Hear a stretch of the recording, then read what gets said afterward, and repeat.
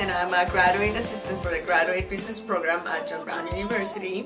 Headstrong to the storm, I'll be here waiting on you.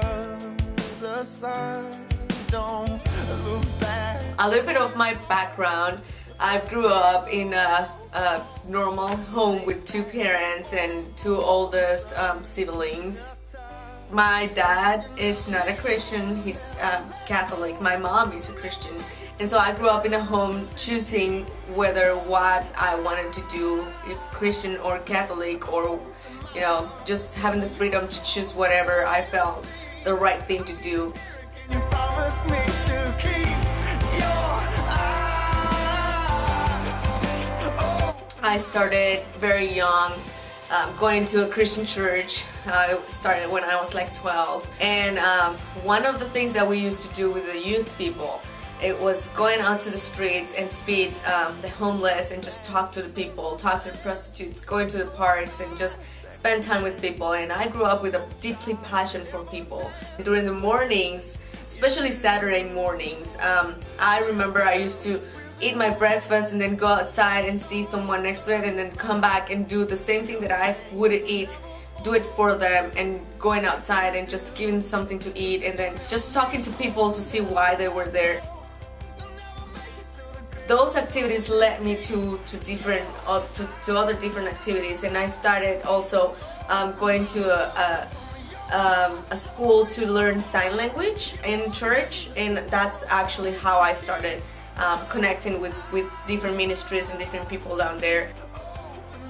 My culture is very different from American culture in terms of communicating with people, in terms of values. Some of the values are quite different. For example, punctuality. Yeah, back home if I want to hang out with a friend, I would just call her and, hey, what you doing? Nothing? Let's get together right now? Fine. You know, here it's very different. I got to get used to a schedule. I got to get used to ask first if people have time to get together, if people have time to talk, if people have time to get a cup of coffee, and you being scheduled. And that's one of the things that now I value. It was really hard for me. I couldn't understand at the beginning, the first 3 months, why people was in a hurry all the time, why people cannot take 5 minutes to chat, why people cannot say, yeah, I'll be there in 5 minutes, you know, and just take 10 to 15 minutes to chat about it and be later 10-15 minutes, which for me was usually, you know, was okay.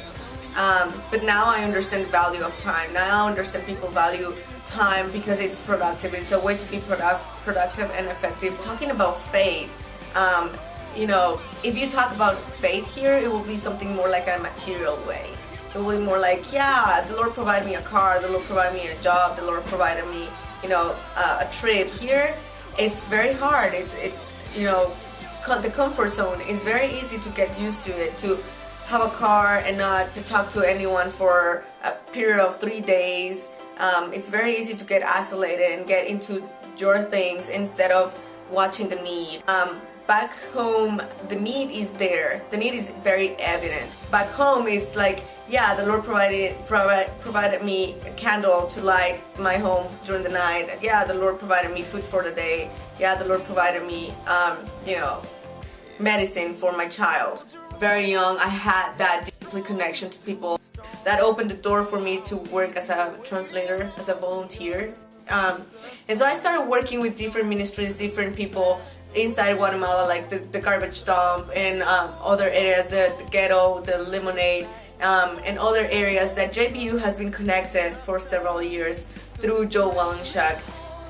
And I finished my college and all my education back home. I have the blessing and the opportunity to belong to a middle low class, which has few opportunities to go to school.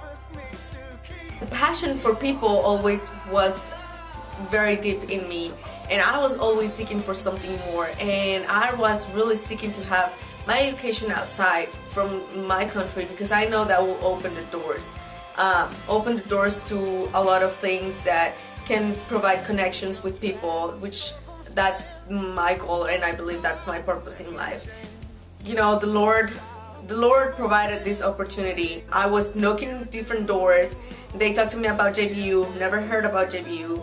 Went to the webpage, tried to find what was JBU, saw Christian values, saw leadership and ethics, and saw an MBA. And I was, damn, that's what I want to do. That's it.